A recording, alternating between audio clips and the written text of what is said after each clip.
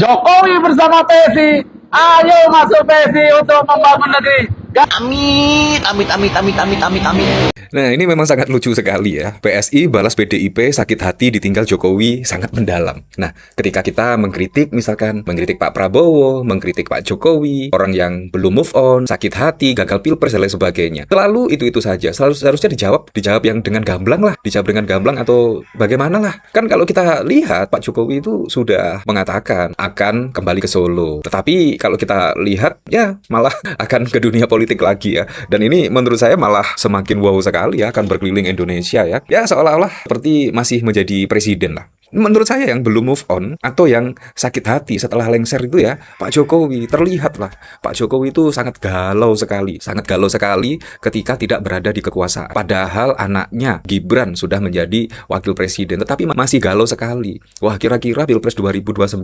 Gibran apakah diajak Pak Prabowo atau tidak? Galau terus lah intinya Pak Jokowi ini ya. Entah ada apa. Seharusnya kan sudah bersyukur lah menjadi presiden 2 periode, pernah menjadi wali kota, pernah menjabat sebagai gubernur DKI Jakarta. Kurang apa coba? Menurut saya Pak Jokowi itu contoh WNI yang sangat sempurna sekali. Menjadi wali kota Solo, gubernur DKI Jakarta, presiden 2 periode. Kurang apa? Ternyata masih kurang. Gibran dicalonkan sebagai calon cawapres dan saat ini menjadi wakil presiden. Tidak hanya sampai di situ saja. Kaisang baru menjadi anggota PSI 2 hari langsung menjadi ketua umum. Bayangkan betapa ambisiusnya. Ada apa semua ini ya? Kok seperti ini gitu loh ya Pak Jokowi ini. Ternyata dibalik orang yang konon katanya deso, ternyata ada udang dibalik rempeyek. Menurut saya ini sangat wow sekali lah. Menurut saya kayak ada kegalauan yang sangat luar biasa sekali. Kalau menurut saya pribadi sih. Dan menurut saya juga kalau misalkan banyak yang mengkritisi. Soalnya ini mantan presiden 2 periode. Jadi kalau sampai saat ini pun dikritik, ya diterima saja. Dikarenakan sampai saat ini pun masih mendapatkan fasilitas-fasilitas dari negara. Walaupun sudah pensiun ya, masih mendapatkan fasilitas negara, mendapatkan rumah dari negara, masih mendapatkan uang pensiun dari negara. Jadi diterima saja lah kalau dikritik ya. Ini kan sangat aneh sekali. Dan ini juga sangat lucu sekali ketika PSI balas PDIP sakit hati. Kalau sakit hati nggak mungkin dipecat. Kurang lebih seperti itulah. Nggak mungkin dipecat. Pak Jokowi itu sudah dipecat. Jadi nggak mungkin sakit hati. Ngapain sakit hati kepada Pak Jokowi yang sudah berkhianat? Menurut saya apa yang dilakukan oleh Ibu Megawati itu sangat keren sekali loh. Ketika Pak Jokowi bermanuver, itu menurut saya Pak Jokowi memancing amarah kader-kader PDIP, memancing amarah Ibu Megawati, memancing amarah siapa? Mbak Puan Maharani terkait manuvernya pada waktu lalu. Tetapi Ibu Megawati itu santai sekali.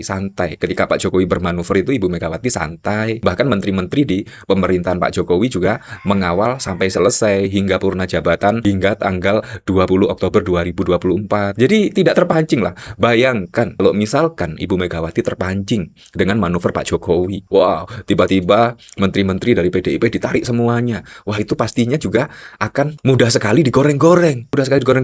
Akhirnya bisa membuat suara PDIP terjun bebas pada Pilpres 2024. Tetapi gaya kalem Ibu Megawati itu tidak terpancing dengan manuver-manuver Pak Jokowi. Dan akhirnya membuat PDIP juga masih tetap menang. Bahkan suaranya juga tetap mengungguli partai dari Gerindra, misalkan Golkar tetap menang. Bayangkan. Menurut saya ini langkah jenius dari Ibu Megawati. Dikarenakan tidak terpancing dengan manuver Pak Jokowi. Menurut saya ini sangat keren sekali dan wajib dicontoh. Bukan bermain dua kaki, tetapi Ibu Megawati itu mengkalkulasi politik lah. Kalau misalkan marah-marah pasti sangat mudah sekali digoreng-goreng. Apalagi buzzer-buzzer pada saat lalu, wah, Ibu Megawati diam saja, bahkan digoreng-goreng, dicari video-video yang gimana gitu ya. Jadi kan sangat wow sekali lah. Ketua DPP PSI Bestari menjawab balik politisi PDI Guntur Romli yang sempat mengoreksi bahwa Presiden ke-7 Jokowi dipecat oleh PDIP. Bukan keluar. Bestari baru mengatakan jajaran PDIP sakit hati mendalam usai ditinggal Jokowi. Bestari awalnya menyayangkan Guntur Romli mengeluarkan pernyataan terhadap Jokowi. Menurutnya, pernyataan Guntur Romli sangat tidak layak. Ia menyatakan seperti itu sebetulnya kan sangat tidak layak keluar dari muncung orang-orang yang menganggap dirinya berada di partai besar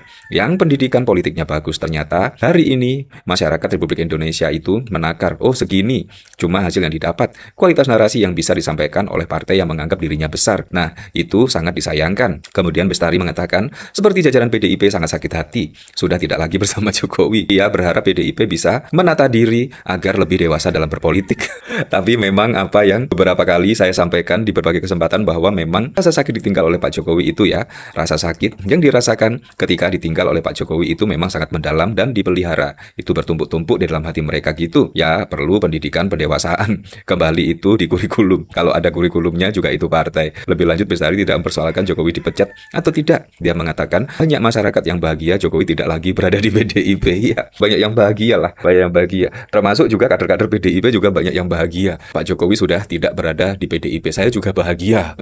Pak Jokowi berada di PSI. Ya, dikarenakan memang Pak Jokowi ya PSI, bukan berada di PDIP. Kalau PDIP itu kebijakan-kebijakan seharusnya pro dengan masyarakat lah, pro-pro dengan rakyat kecil.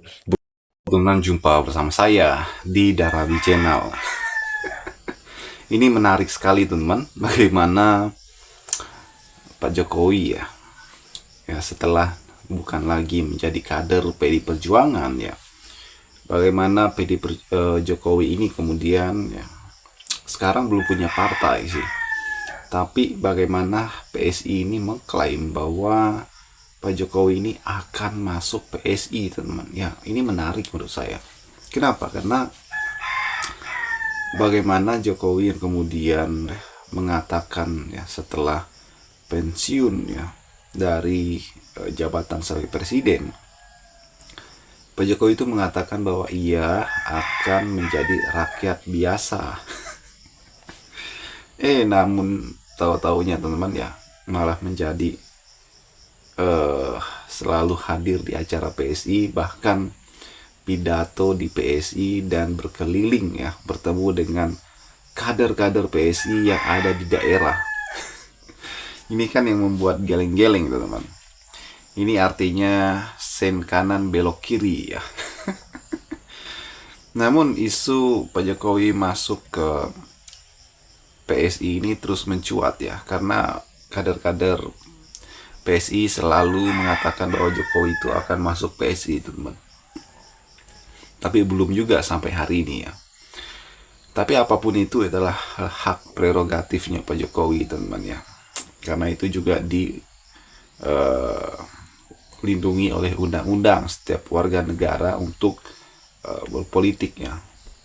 Namun kalau kita melihat ya, bagaimana ambisi dari Partai Gajah ini ya untuk mengalahkan PD Perjuangan teman-teman, ini nggak main-main ya.